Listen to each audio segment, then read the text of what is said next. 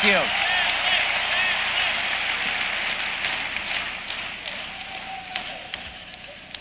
Well, before I make some final comments that I would like to pass on to everybody here, and before we get to the last 5 minutes, which everybody's been waiting so patiently for, one of the first things that I noticed in every single person that came up was that they were all extremely serious about using the products. Write that down first. They were not only serious about using it when they got started, they were serious about continuing to use it every single day. And not just every single day, 3 times every single day. And as you listen to many of them, they tried to make special notice that someone was watching them use those products. If there's ever a good example of that, there's not any place I ever go without people seeing me eating and drinking the product all day long. In fact, I was at a restaurant last night, and we took the Herbalife staff out to dinner last night, and it was really interesting. The waitress came over, and she's looking at me, and she said, "Nah, can't be." And I looked at her and I went, "Yeah, it's me." And she said, "You're Mark Hughes?" And I said, "Yeah, you probably recognize me from the picture and everything, right?" She said, "Yeah, but you know, I'm a supervisor in Herbalife and I can't believe you eat." I mean, I actually eat, you know.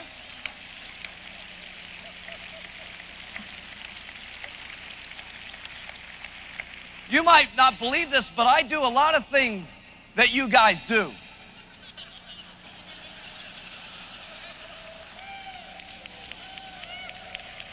So, you know, remember when I started the company, I was just a 22-year-old kid off the street, you know, and with a 9th grade education. And, you know, and if I can do it, and the people that you saw up here can do it, and you can take the products 3 times a day, and you can continue to keep taking them, that's one thing that you'll notice that every single one of us have got, is that we have a deep conviction about what's happened to us by using the products every single day. So that's the number one thing you noticed from the people that came up here. Here's the second thing I want you to write down. All of them actually retail the products. They sell the products to someone else. And through the sale of that product to someone else, each and every one of them, you can see it in their face when they're talking, that they have been affected by either what's happened to them or by what's happened to someone else who's gotten on the product. And it got them so extremely emotional about the company that it gave them the guts to stick the business out every single day. When things were tough, when things were hard, when times were rough for them, they dug back down into their souls and their hearts, and they thought about how marvelous it was what happened to that person. And maybe it would be worth it to talk to 10 more people and get turned down. And maybe talk to 10 more people and get turned down, just to have the chance, just to have the hope of maybe having one more person that could have such dramatic results. People have asked me, you know, that I know from all different walks of life that are very rich, that aren't necessarily involved in Herbalife, why is it, Mark Hughes, you got plenty of money, you don't have to work any longer. Why is it that you continue to travel, you know, half of the year on the road and knock yourself out? Why do you continue to keep trying to open up these different countries? Why don't you just relax a little bit and take it easy? Because for me, there is no easy. There is no rest. There is no part of me that's not thinking about if we would just keep trying, we'd be able to be in another meeting someday, in another country someday, where someone else comes up and says that they've not only lost their weight and that they feel the way that they want to, and deep down in their heart, they truly are grateful for the Herbalife products.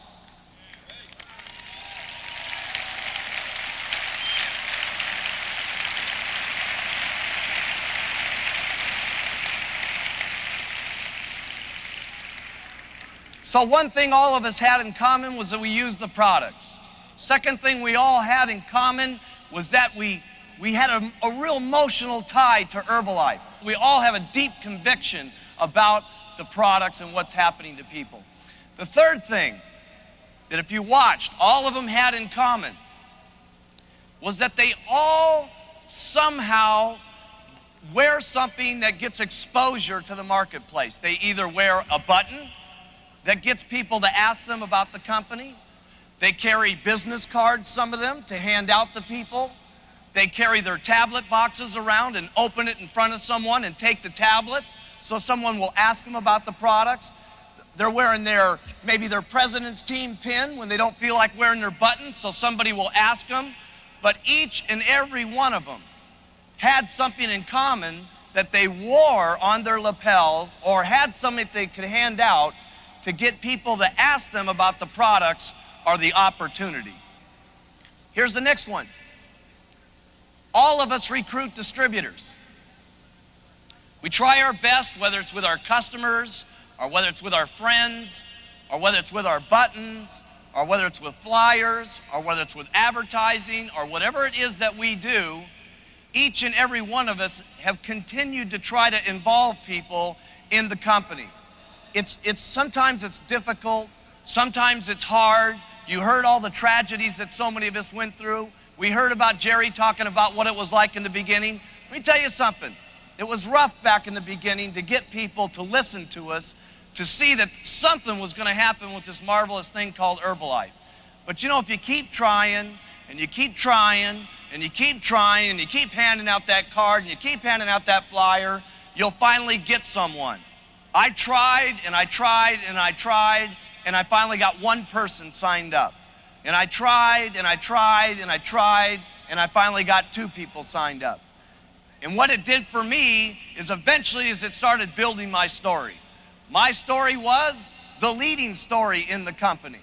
I recruited 196 people first line in 6 months, which got me 16 supervisors, which got me that very first month to be able to have the opportunity of making $1,200. Yes, Mark Hughes, his very first month, I was excited about what happened to me personally, $1,200. And my next month, it went up to about $2,000. And the next month I was excited because it went up to over $3,000. And by the 8th month, my income was getting up around $8,000 a month, and I was so excited about what was happening to me. And I kept concentrating on my recruiting. And what happened was, as I started showing the checks, the distributors started doing the exact same thing. And if there's anything that you've seen in commonality of all the people that you saw this weekend, is that they recruit people and they do it constantly over and over and over again. So that's number 4, getting people involved in the company. Here's the next thing that all of them said that they did, was that they trained their distributors.